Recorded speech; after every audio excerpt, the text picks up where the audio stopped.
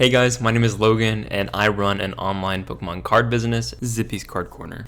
And today I want to talk about why I chose not to use Shopify or any other popular e-commerce platform when setting my site up, and what I ultimately chose to use instead and why. Let's get into it. So I think it's important that we all get on the same page in our understanding of what an e-commerce platform is before we dive into why this one's bad or why this one's better. So an e-commerce platform, imagine that you're a business that sells product. You'll typically have a website. This is the site where your users, they'll browse your products, and they'll purchase your goods. So an e-commerce platform is a service like Shopify, Wix, or Squarespace that provides functionality for both your users and your business for these kinds of sites. So for example, your users can expect an intuitive website where they can go and search for items, they can navigate easily, search by category, they can add to wish lists, they can check out with secure payment systems, all kinds of things. But they also provide functionality for the business. Businesses handle things like shipping and taxes and inventory, and the service handles all of that. Everything that the business owner doesn't want to have to do themselves. So they want to focus on the customer and the support that they provide and making sure that the product is good, not whether or not their business is in nexus in some random state because of the taxes and the amount of products that they've sold. So an e-commerce platform simplifies all this and makes it so that you can handle these sites easily. So now that we're all on the same page in our understanding of what an e-commerce platform is, at least at a high level, let's dive into why using one like Shopify might not be the best for your small online business and what you can instead use to combat some of these things that we're about to talk about. So over the past year, there have been many reports of online businesses, both small and large, that Shopify has taken down their site and prevented customers from using them.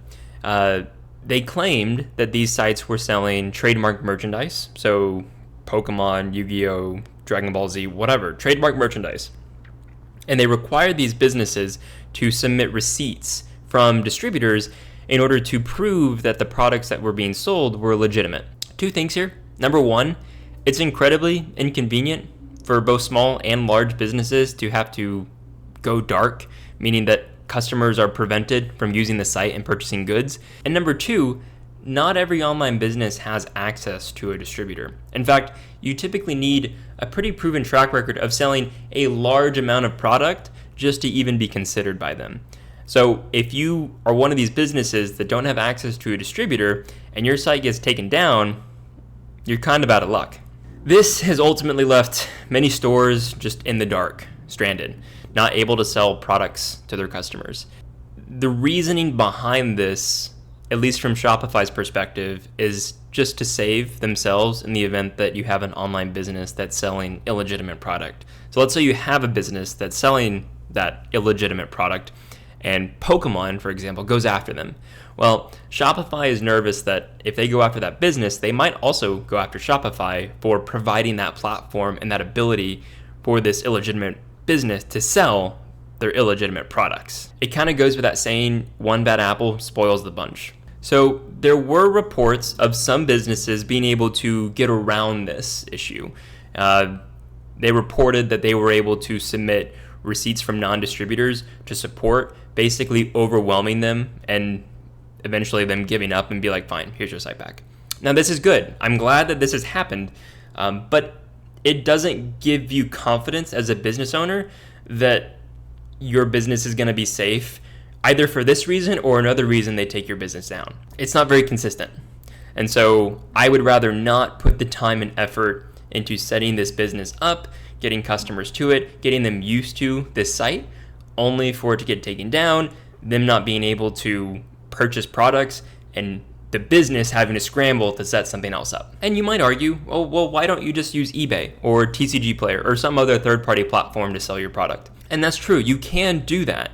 You just have to understand that you're going to be paying a pretty high fee for selling on eBay or TCG Player than you would on your own Shopify hosted site. So now that you can't blame me for not using Shopify or Wix or any other e-commerce platform that's popular, You're probably wondering, okay, well, Logan, what is it that you use then? Because I do have a site. Zippy's Card Corner, like I said, is a small online business that is live. You can buy products right now. Well, I do use an e-commerce platform. It's called nopCommerce. It's different from Shopify, Wix, and Squarespace in that it is open source compared to those others that are closed source. For my day job, I'm a software engineer, and the term open source is used constantly in my industry.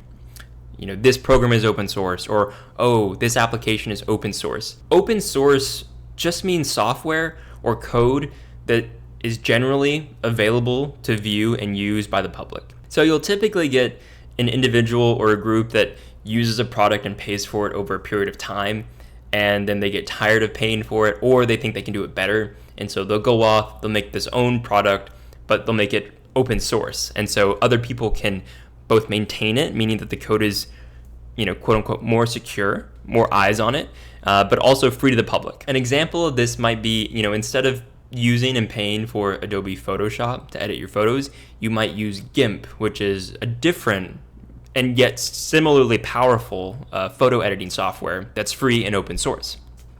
So how this ties back to nopCommerce is that nopCommerce and other open source e-commerce platforms are generally free to use, and they come with relatively the same fancy features that Shopify, Wix, and Squarespace offer, just at a much lower cost. So what I'm ultimately getting at is that I think open source e-commerce platforms are a safer way to go for setting up a new online business. And so some of the key advantages that I think these open source ones have over their closed source counterparts are things like scalability, low cost, developer community, and at the end of the day, ownership and independence. So for scalability, you host your own site, you host your own server, and so you're able to scale after you have a viral TikTok that suddenly has 500 customers hit your site after only having 1 or 2 the past week. You can scale and your site will not be slow, it'll remain available. Low cost, as I mentioned, these are typically free, and there's also no fee per sale, like there might be for Shopify or Wix or some other popular one. Developer community, so these are open source softwares, meaning they're maintained by developers, volunteers, sponsored individuals.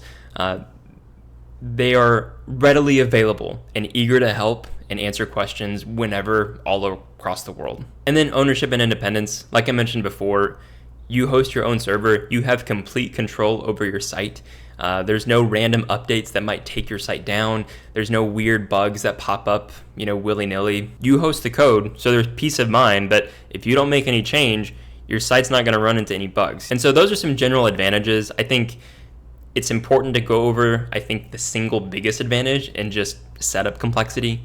So it does take some technical knowledge and know-how to set this site up.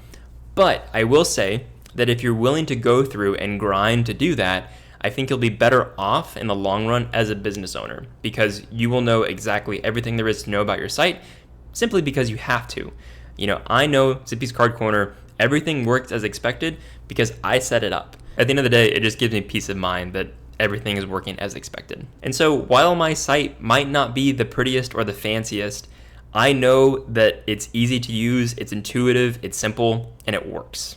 All right, so now that you understand why I'm team open source for these e-commerce platforms, let me know in the comments down below if you'd be interested in a walkthrough or a tutorial going in depth on how I set my site up and how you might set up your own open source e-commerce platform using something like nopCommerce. And if you made it this far into the video, I'd really appreciate it if you could like it and subscribe to the channel. I hope to be doing a lot more videos about my small online business, Pokemon news in general, and just, the journey along the way. And I'd encourage you to go check out zippyscardcorner.com, if not to buy some cool Japanese Pokemon cards, at least to see what it's like to navigate using an open source e-commerce platform rather than using something like Shopify that's buggy and slow like we're all used to. Anyways, I appreciate your time. I'll catch you guys in the next one. Thanks.